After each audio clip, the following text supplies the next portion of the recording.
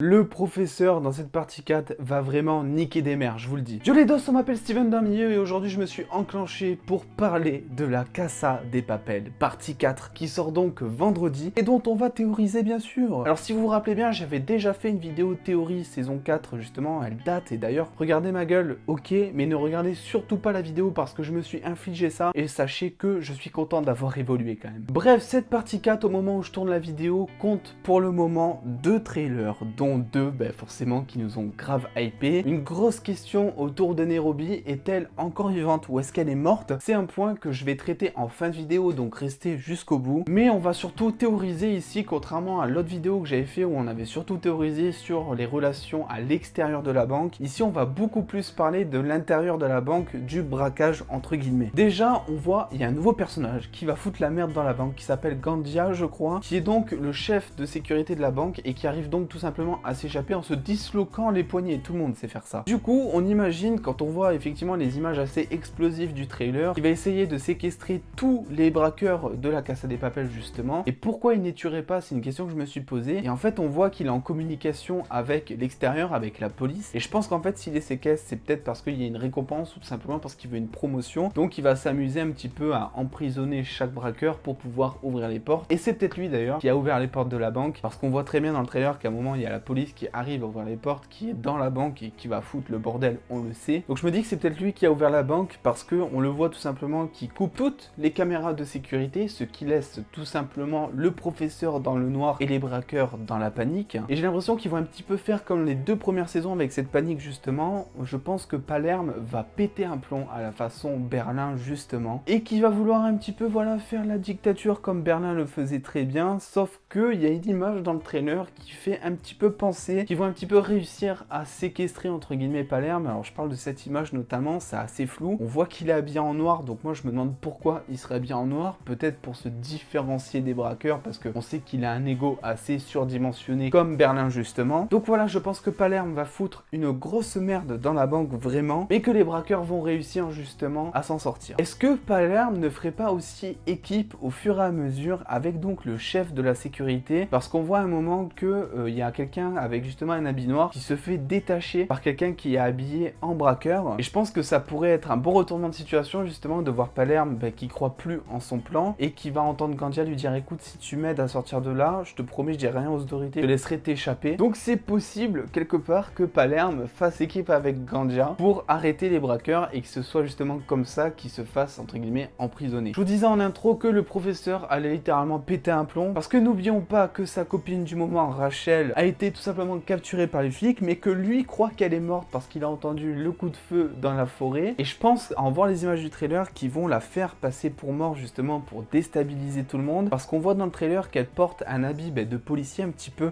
comme si elle était camouflée. Et je pense que justement ils l'ont habillée comme ça sur le chemin pour aller justement sous la tente, pour ne pas justement que les passants la reconnaissent, et vu qu'elle est hyper médiatisée et que tout le monde la recherche. Du coup le professeur, on y vient, qu'est-ce qu'il va faire lui étant donné qu'il a plus de caméra? On voit beaucoup qu'il a l'air de faire beaucoup équipe avec Marseille, donc le personnage qui avait été pas du tout presque développé en saison 3, mais qui cette fois a l'air de prendre une place plus importante dans le scénario. On le voit à un moment qui a l'air de se diriger vers la banque devant la grande place où il y a tout le monde, et je pense que comme j'avais dit du coup dans ma théorie précédente, de ma vidéo précédente, je pense qu'ils vont se servir de cette surmédiatisation de tous ces fans, de ce côté Robin des Bois un petit peu, pour pouvoir s'infiltrer entre guillemets avec les mêmes déguisements, s'approcher de la banque, et c'est là peut-être qu'ils trouveront le moyen de reconnecter les caméras pour que le professeur puisse recommuniquer avec ses collègues. On le voit aussi qu'il s'entraîne avec ce qui semble être Marseille à côté. Est-ce que ça serait pas justement pour préparer le coup, pour vraiment s'infiltrer dans la banque par un passage que seul le professeur connaîtrait à l'avance on va dire, et pouvoir rétablir, je sais pas, le réseau, rétablir quelque chose? Il aurait donc Marseille en espèce d'homme de main pour le défendre. Le professeur s'entraîne un peu et au cas où, voilà, pour se défendre, pour mettre quelques droites pour niquer des mères, et pour réactiver ce qui ne va pas dans la liaison satellite, comme on dit dans les films NCIS. Du coup, on y vient. Nairobi est-elle vraiment morte dans la saison 3? Je pense que non, et c'est très probable que non, et je vais vous expliquer pourquoi. Déjà, sans le savoir, le trailer nous a laissé quelques indices assez croustillants. On voit dans le premier trailer que Nairobi donc est allongée sur un espèce de brancard en bois,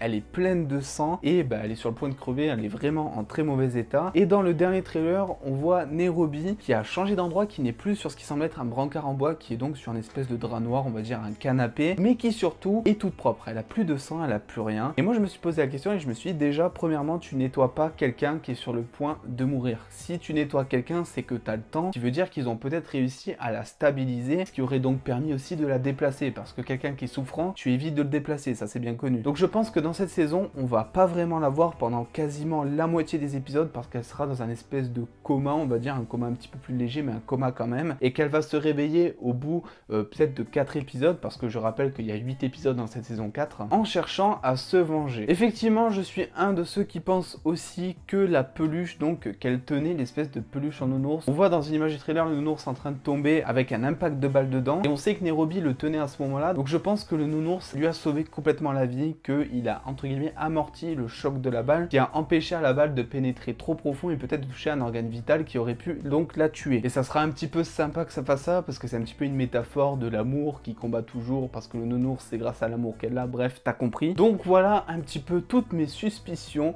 pour cette saison 4. Alors oui, j'ai pas beaucoup parlé parce que je crois toujours aux théories que je vous ai énoncées dans ma précédente vidéo, et j'allais pas faire un making of. C'est vrai que quand on voit la vidéo maintenant, on se dit que rien ne va, mais même si la forme est assez moisie, le fond est là. Je suis toujours d'accord avec mon moi du passé concernant les théories, donc allez voir cette vidéo si vous voulez plus d'informations sur toutes les autres théories. Bref, du coup, concernant la Casa de Papel, on se retrouve samedi, je crois, pour une critique avec et sans spoiler sur la chaîne, peut-être une vidéo aussi théorie de la saison 5, putain, ça commence à faire quand même. N'oubliez pas de vous abonner, de lâcher un like, ça fait toujours plaisir, les commentaires sont là pour ça si vous avez des questions, si vous avez d'autres théories, et on se retrouve très vite pour une prochaine vidéo. Prenez soin de vous les dos, des bisous.